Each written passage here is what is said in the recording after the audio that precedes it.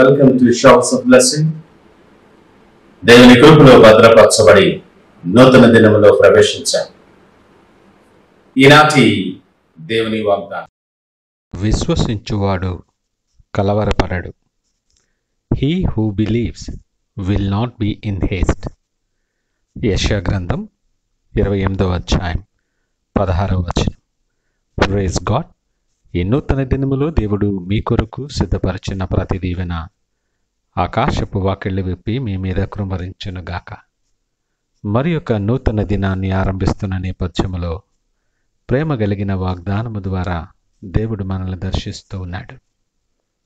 అనేక పరిస్థితుల మధ్య సాగిపోతున్న మన జీవన ప్రయాణములో ఎన్నో అనుభవాలు ఎదురవుతూ ఉంటాయి.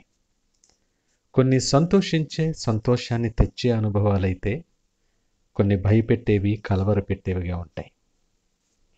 ఈ కలవరపాటు ఒక విధంగా భయాన్ని కలుగు చేస్తుంది. సాధారణంగా వెళ్ళే మార్గము నుండి కొంచెం దారి తప్పించే అవకాశాలు కలుగు చేస్తుంది. ఈ భయం ఎప్పుడైతే కలిగిందో దీనివలన నిత్యము మనకు వేదన ఉంటుంది. కలవర పడిపోయినప్పుడు విశ్వాసంలో మనకు తెలియకుండానే బలహీనపడిపోతాం. ఆ స్థిరత్వాన్ని, సహనాన్ని, శక్తిని, ఆలోచనను కోల్పోతాం. ఆ స్థిరత్వం ఎప్పుడైతే ఉండదో అనేకమైన ఆలోచనలని మనసులో తిరుగుతూ ఉన్నప్పుడు మనశ్శాంతి కోల్పోతాం. వీటి కారణంగా ఆరోగ్యం కూడా క్షీణించే ప్రమాదం ఉంటుంది. ఇవన్నీ కలవరపాటు, భయము వలన మనకు కలిగేటటువంటి అనుభవాలు ఇవి, పర్యవసానాలు ఇవి. లేఖనం ఏం మాట్లాడుతుందనగా విశ్వసించువాడు కలవరపడడు అని వాక్యము ద్వారా దేవుడి నీతో మాట్లాడాడు. ఉదయకాలం దేవుని అంగీకరించిన వారు, ఆయన యందు విశ్వాసం ఉంచి విశ్వాసములో నడిచేవారు ఏ భయమునకు కూడా కలవరపరచబడరు. వారు దేవుని మీద ఆధారపడి ఆయన మీద ఆనుకొని నడిచేవారు. ఒంటరిగా ఎప్పుడు ఉండరు గనక, ఆయన సన్నిధి నిత్యము వారితో ఉంటుంది గనక, వారి చేయి పట్టుకుని నడిపించే సర్వశక్తిమంతుడైన దేవుడు వారితో ఉంటాడు గనక వారు భయపడరు, కలవరపడరు. ప్రతి అడుగు ఆయన కనుసన్నల్లో ఉంటుంది. నీ అడుగు తడబడనివ్వడు, నీ పాదము తొట్రలేనివ్వడు.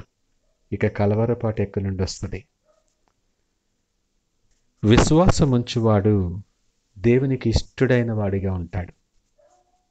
ఈ విశ్వాసం దేవునితోటి సమీపమైన సహవాసములోనికి నిన్ను నడిపిస్తుంది.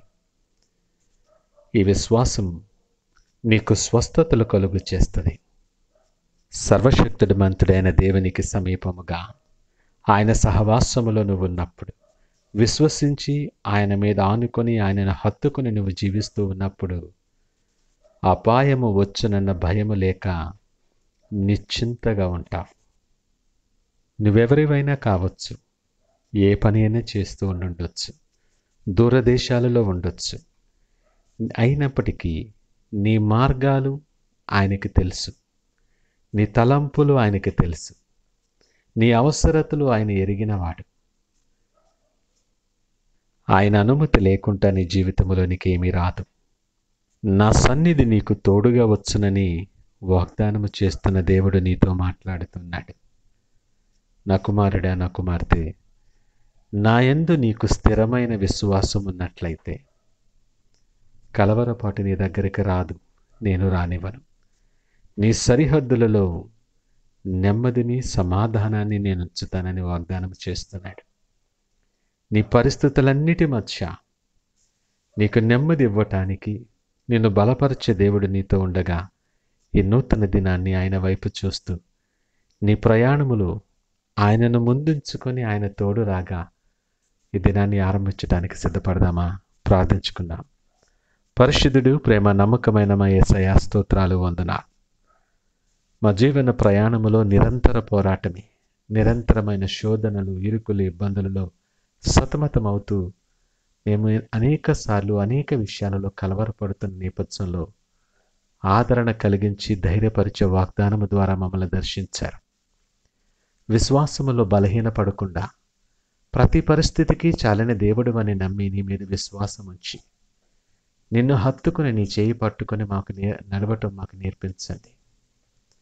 నీ విశ్వాసములో బలపడుతూ నీకు ఇష్టడైన బిడ్డగా అనేకమైన అద్భుత కార్యాలు మా అనుభవాల్లో మేము ఎరుగుతూ నీకు సాక్షులుగా ఉండులాగిన జీవించే ఆశీర్వాదం మా మీద కృంభరించి మీరే మహిమ ఘనత ప్రభావాలు పొందమని యేసు నామమున అడిగి వేడుకొనుచున్నాము తండ్రి.